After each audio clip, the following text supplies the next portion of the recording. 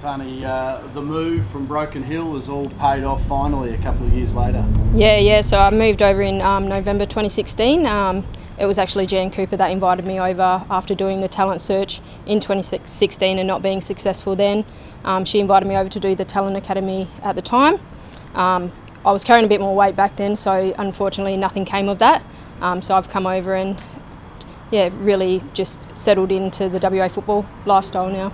You must have toiled away. Just give us that experience of how much work has gone into achieving this. Yeah. So when I first moved over in the first few years, I was extremely homesick. Often would call my mum nearly every day crying, just saying how hard it was. I've really got some really supportive friends over here now. I developed them over the years of being here, and I've pretty much made a family over here, so that's made it a lot easier.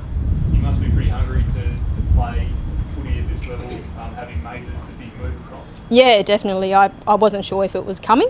Obviously in the last 2 years I was again carrying a bit more weight, but this year I really attached myself to the likes of B. Devlin and had a really strong program to get into the gym and put in the hard yard. So I've certainly focused on that over this year, and the rewards are paid off.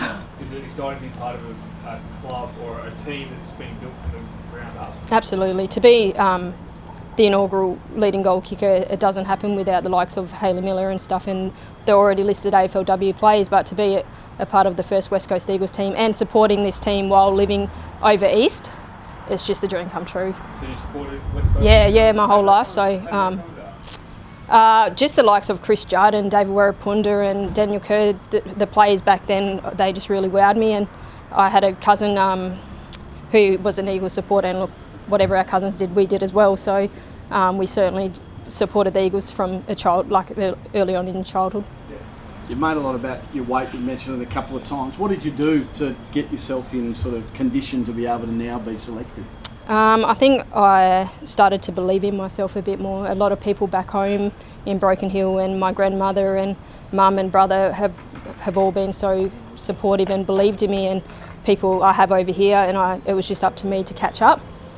So I certainly started believing in myself and realising that I could do it. You know, I picked WA because I wanted to be amongst some of the best footballers, and it was either here or Victoria.